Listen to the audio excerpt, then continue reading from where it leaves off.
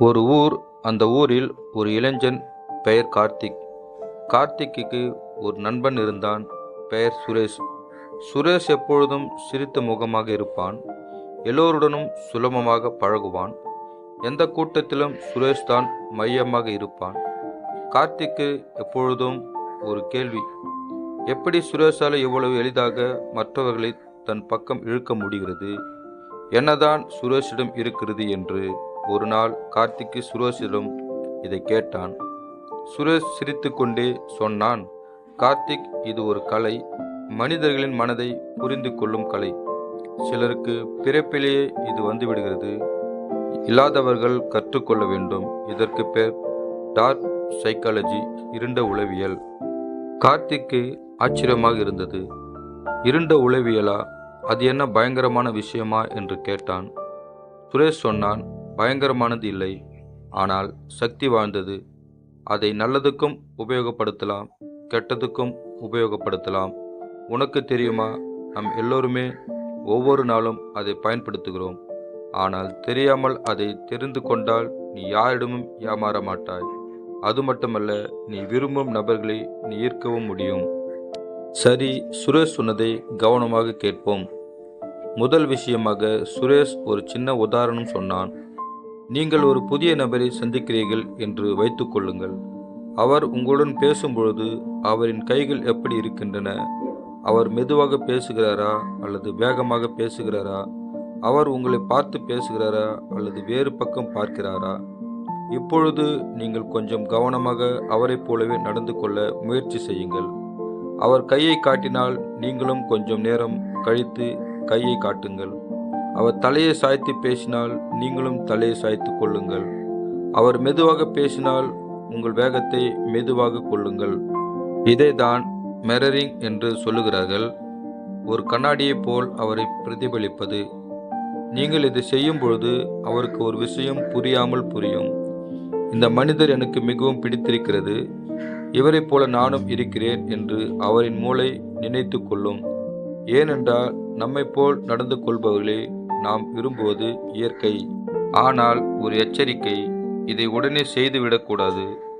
ஒரு நொடியில் அவர் கையை காட்ட, அடுத்த நொடியில் நீங்களும் காட்டினால் அது கிண்டல் போல் தெரியும். சற்று இடைவெளி விட்டு இயற்கையாக செய்ய வேண்டும்.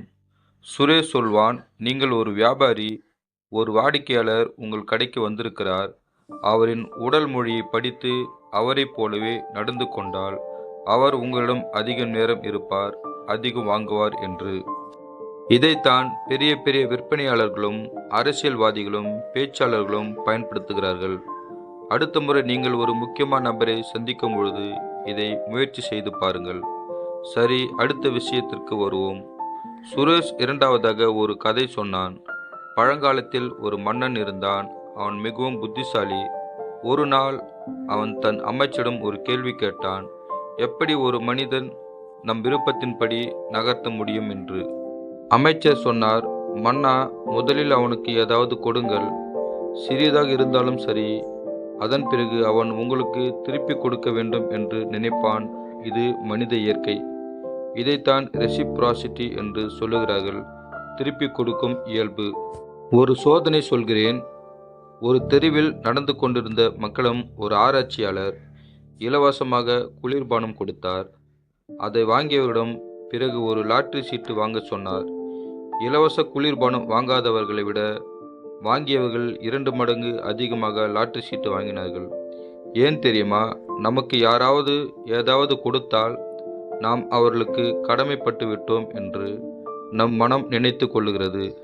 அந்த கடமையிலிருந்து தப்பிக்க நாமும் திருப்பி கொடுக்க வேண்டும் என்று நினைக்கிறோம். சுரேஷ் இதை எப்படி பயன்படுத்தினான் என்று கேளுங்கள். அவன் ஒரு நண்பனுக்கு உதவி தேவை என்று தெரிந்து கொண்டான். உடனே போய், உனக்கு இந்த வேலைக்கு ஒரு ஆள் தெரியுமா என்று கேட்டான். எனக்கு தெரிந்த ஒருவரை பற்றி சொல்கிறேன் என்று சொல்லி ஒரு சின்ன உதவி செய்தான். அந்த நண்பன் மகிழ்ச்சி அடைந்தான். சில நாட்கள் கழித்து சுரேஷுக்கு ஒரு பெரிய வேலை தேவைப்பட்டது. அந்த நண்பனிடம் கேட்டான். உடனே அந்த நண்பன் ஒப்புக்கொண்டான். இதுதான் ரகசியம். முதலில் கொடுங்கள், பிறகு வாங்குங்கள். ஆனால் இதிலிருந்து தப்பிக்கவும் ஒரு வழி இருக்கிறது. யாராவது உங்களுக்கு திடீரென்று இலவசமாக ஏதாவது கொடுத்தால் நன்றி சொல்லிவிட்டு நான் எதையும் திருப்பி கொடுப்பதாக உறுதியளிக்கவில்லை என்று மெதுவாக சொல்லிவிடுங்கள். அல்லது அந்த இலவச பொருளை வாங்க மறுத்து விடுங்கள். சில சமயங்கள் மறுப்பதே நல்லது. இப்பொழுது மூன்றாவது விஷயத்திற்கு வருவோம்.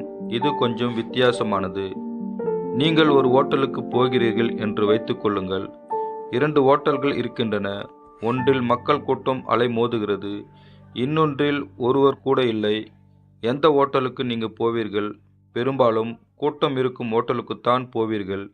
ஏனென்றால் மற்றவர்கள் போகிறார்கள் என்றால் அந்த ஓட்டல் நன்றாக இருக்க வேண்டும் என்று நீங்கள் நினைக்கிறீர்கள்.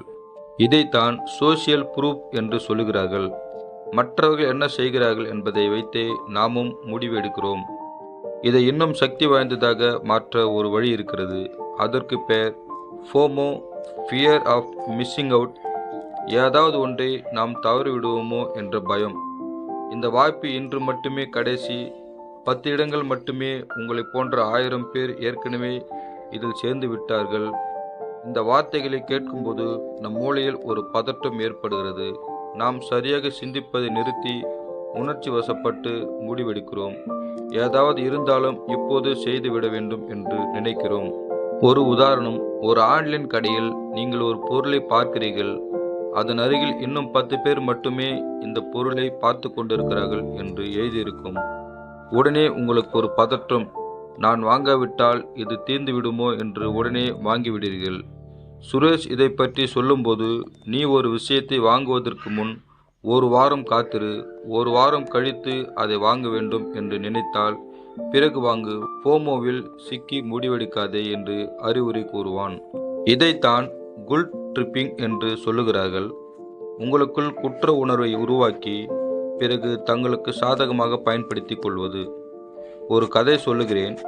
ஒரு தாய் இருந்தால், அவருக்கு ஒரு மகள் இருந்தால். அந்த மகளுக்கு வேறு ஊரில் வேலை கிடைத்தது. மகள் போகலாம் என்றால் தாய் சொன்னால், நீ எங்களை விட்டு பிரிந்து போனால் எங்களுக்கு உடம்பு சரியில்லாமல் போய்விடும். உனக்காகத்தான் நாங்கள் இவ்வளவு வருடங்கள் கஷ்டப்பட்டோம். மகளுக்கு என்ன தோன்றியது? குற்ற உணர்வு. அவள் அந்த வேலையை வேண்டாம் என்று சொல்லிவிட்டாள். இது ஒரு சாதாரண உதாரணம். ஆனால் இதைத்தான் பலர் பயன்படுத்துகிறார்கள். காதலில், குடும்பத்தில், நட்பில், வேலையிடங்களில். இதிலிருந்து தப்பிக்க ஒரு வழி இருக்கிறது. நீங்கள் ஒரு விஷயத்தை மறுக்கும்போது யாராவது உங்களை குற்றவாளியாக உணர வைத்தால் ஒரு படி பின்வாங்கி சிந்தியுங்கள். இது நியாயமான கோரிக்கையா? நான் உண்மையில் தவறு செய்துவிட்டேனா என்று கேட்டுக்கொள்ளுங்கள்.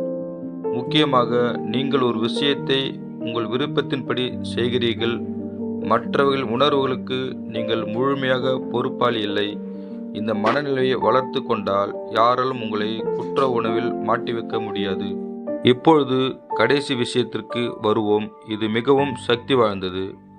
ஒரு மனிதனுக்கு 3 விஷயங்கள் மிகவும் பிடிக்கும். 1 அவன் சுதந்திரமாக இருப்பது, 2 அவனுக்கு முக்கியத்துவம் கிடைப்பது, 3 அவன் ஒரு குழுவின் பகுதியாக இருப்பது. இந்த 3 ஆசைகளையும் ஒரே நேரத்தில் பயன்படுத்தும் ஒரு தந்திரம் இருக்கிறது. அதற்கு பெயர் நீங்கள் ஸ்பெஷல் என்று உணர வைப்பது. சுரேஷ் ஒரு உதாரணம் சொன்னான். ஒரு பயிற்சி வகுப்பை எடுத்துக்கொள்ளுங்கள். அதில் சேர்பவரிடம் நாங்கள் 1000 பேரில் ஒருவரை மட்டும் தேர்வு செய்கிறோம். நீங்கள் அந்த ஒருவர் என்று சொன்னால் அந்த நபருக்கு மிகவும் சந்தோஷமாக இருக்கும். அவர் அந்த வகுப்பில் சேர வேண்டும் என்று ஆசைப்படுவார். இதைத்தான் ஸ்கேர்சிட்டி என்று சொல்லுகிறார்கள். அரிதான பொருளுக்கு மதிப்பு அதிகம் என்று நம் மூளை நினைக்கிறது. கிடைக்கக்கூடாத ஒன்று கிடைத்தால் அதற்கு நாம் அதிகம் மதிப்பு கொடுக்கிறோம். இது எல்லோருக்கும் கிடைக்காது, உங்களுக்கு மட்டும்தான். இது ஒரு வரையறுக்கப்பட்ட வாய்ப்பு. இன்னும் 2 பேருக்கு மட்டும்தான் இந்த சலுகை. இந்த வார்த்தைகளை கேட்கும்போது நம் மூளை உடனே அதை பிடித்து கொள்ள வேண்டும் என்று நினைக்கிறது. ஆனால் இதிலிருந்து தப்பிக்க ஒரு சின்ன டிப்ஸ். யாராவது இது உங்களுக்கு மட்டும்தான் என்று சொன்னால் உங்களை நீங்களே கேட்டுக்கொள்ளுங்கள். உண்மையிலே எனக்கு இது தேவையா? இல்லை இல்லை என்று சொல்ல முடியாத ஒரு உளவியல் தந்திரம் இது என்று. சுரேஷ் சொன்னான், கார்த்திக், இந்த 5 விஷயங்களையும் நான் உங்களுக்கு சொன்னேன். ஆனால் ஒரு முக்கியமான விஷயம் இருக்கிறது. இதை நீ எதற்காக பயன்படுத்தப் போகிறாய் என்பதுதான் முக்கியம். இந்த தந்திரங்களை நீ மற்றவர்களை ஏமாற்றவோ, பயமுறுத்தவோ, கையாளவோ பயன்படுத்தக்கூடாது. அது தவறு. ஆனால் உன்னை யாராவது இப்படி கையாள முயற்சித்தால் அதை கண்டுபிடித்து உன்னை பாதுகாத்து கொள்ள இதை பயன்படுத்தலாம். அது மட்டுமல்ல, நேர்மையான வழிகளில் மக்களை ஈர்க்கவும் இதை பயன்படுத்தலாம். கார்த்திக் கேட்டான், அப்படியா, எப்படி? சுரேஷ் சொன்னான், உதாரணமாக மிரரிங்கை பயன்படுத்தி ஒரு புதிய நண்பரை உன்னிடம் இயற்கையாக ஈர்க்கலாம். ரெசிப்ராசிட்டியை பயன்படுத்தி நீ முதலில் உதவி செய்து பிறகு உதவி பெறலாம். சோசியல் ப்ரூஃபை பயன்படுத்தி ஒரு நல்ல காரியத்தை மற்றவர்களுக்கு செய்ய ஊக்குவிக்கலாம். ஸ்கேர்சிட்டியை பயன்படுத்தி உன் திறமைகளுக்கு மதிப்பு கூட்டலாம். குல் ட்ரிப்பிங்கை மட்டும் எச்சரிக்கையாக இருந்து அதில் சிக்காமல் தப்பிக்கலாம். கார்த்திக்கு இப்பொழுது புரிந்தது, இருண்ட உளவியல் என்பது கெட்டதற்கு மட்டுமல்ல, அதை அறிந்து கொள்வது மூலம் நாம் நம்மை பாதுகாத்து கொள்ள முடியும். நமக்கு வேண்டியவர்களை நேர்மறையான வழியில் ஈர்க்க முடியும். கடைசியாக சுரேஷ் சொன்னான், ஒரு விஷயம் கார்த்திக், உன் முடிவுகளை நீயே எடு. உணர்ச்சிகளில் சிக்கி முடிவெடுக்காதே. யாராவது உன்னை அவசரப்படுத்தினால் சற்று நிறுத்தி சிந்தி அப்புறம் முடிவெடு. இதுவே டார்க் சைக்காலஜியிலிருந்து தப்பிக்க மிகவும் பெரிய வழி. கார்த்திக் சுரேஷிடம் நன்றி சொன்னான். அவனுக்கு இப்போது புரிந்தது, மனிதர்களின் மனது ஒரு பெரிய புதிர். அதை புரிந்து கொண்டால் நாம் எந்த புதிரிலும் சிக்க மாட்டோம். உங்களுக்கு இந்த கதை புரிந்திருக்கும் என்று நம்புகிறேன். இந்த 5 விஷயங்களை நீங்கள் அறிந்து கொண்டீர்கள். இனி யாரும் உங்களை எளிதில் கையாள முடியாது. உங்கள் முடிவுகளை நீங்களே எடுப்பீர்கள். அதுதான் மிகப்பெரிய வெற்றி.